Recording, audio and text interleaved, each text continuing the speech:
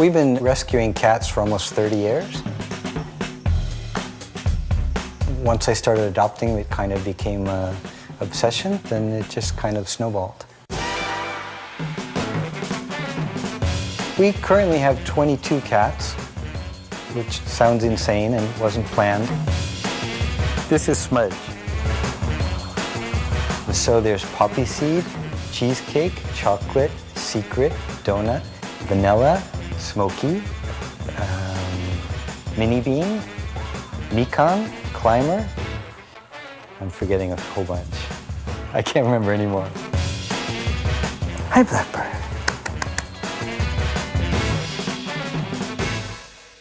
If you're a cat person, to me, the moment that the cat trusts you, because cats are usually wary, I just find that aspect of it to be amazing. I like to adopt cats that are hard to place. You know, we take black cats because of superstition are hard to place. And I like to take shy cats because most people don't want them. All cats are different. Some cats want to be social, some want to be their own space. And we started building catwalks about 25 years ago.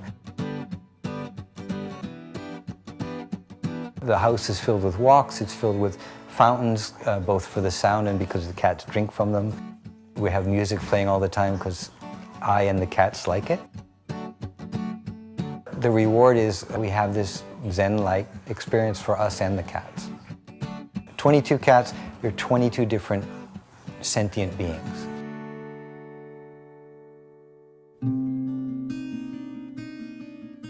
One of the things that I experienced personally when you lose, we lose cats all the time, that's part of having animals in your life. But when you lose a kitten to FIP, there's something especially horrific about it. It changes you.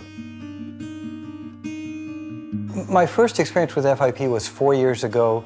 We had adopted 2 kittens, and one of them, Peanut, was diagnosed with FIP, and I had never heard of it. And it's this horrible disease that usually attacks kittens and older cats, and it's always lethal. Peanut lasted 5 days from diagnosis to the time we had to euthanize her. But at the time I was told it was really rare, and I thought, I've been doing this for 25 years, it's the first time I saw it, I'll never see it again. But then last year we adopted 2 more kittens, Vanilla and Miss Bean. And Miss Bean was diagnosed with FIP. But through the magic of the internet and the fame of my cats, I was put in touch with UC Davis. They were starting a drug trial, and Miss Bean was accepted. And unfortunately, she didn't respond well to the drug. She went up and down over a 4-week period, and there was always hope. It's really hard as humans who care for cats, we have to decide, you know, how long to let them fight when they're fighting things like this. And Miss Bean kept having a chance. And ultimately, she didn't make it, but they learned a great deal from studying her. I found Smokey, another FIP kitten, who had been accepted into the program. And Smokey was diagnosed with FIP when he was about 15 weeks old. To knowingly adopt an FIP kitten, it was a little scary, knowing what I had just gone through, that I was probably going to go through that again. But Smokey, unlike Miss Bean, did respond, one of the rare ones that did. And there were a couple times when he almost died, and we had to decide, do we keep going or do we give up? And luckily we kept going. But he's one of the most stoic, nothing stops him cats. He went through 12 weeks of twice daily painful shots. That was the protocol.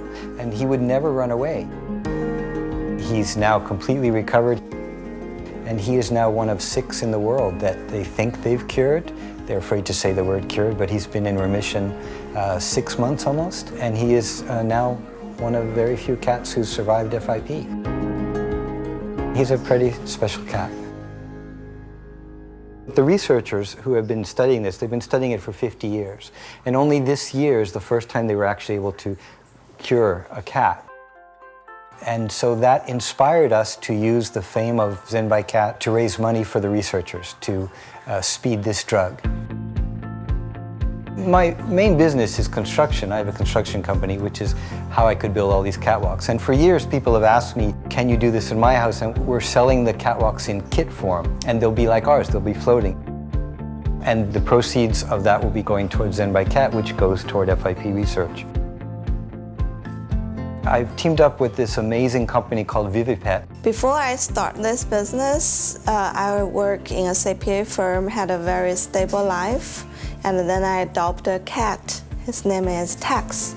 Unfortunately, Tex passed away a couple months right after I adopted him because of FIP wet. This disease is very horrible to me because it's like happened so fast, and for the very beginning few weeks we couldn't tell what the disease is. After I saw Smokey, he survived from the research. That's a big hope to me. It's like removed a very dark spot in my heart. Basically, I started this business begin with the feeders. I hope this business could support the research of FIP. The low awareness of the cat owners and also the short funding of the research institutions make this disease, it's like for decades and decades, it's very hard for cats to survive from it. I belong to a lot of social media sites, these groups for FIP, both private and open groups. And every day the story is the same. You see new members joining and saying, you know, I adopted a kitten for me or my kid and it got a cold and suddenly I'm told I have to euthanize it. And it's so horrific. You're so helpless. You're told there's nothing you can do. The idea of ZenByCat is, you know, sign up $5 a month, $10 a month. If we could get thousands of people to sign up for $10 a month donations, small donations, we could create a steady revenue flow for the researchers, and we can also educate people and bring awareness. And the fact that they have cured kittens says they're on the right track, they just need funding. These people are heartbroken and they want to do something, and we're trying to give them a constructive way to do something. That's my great hope for this.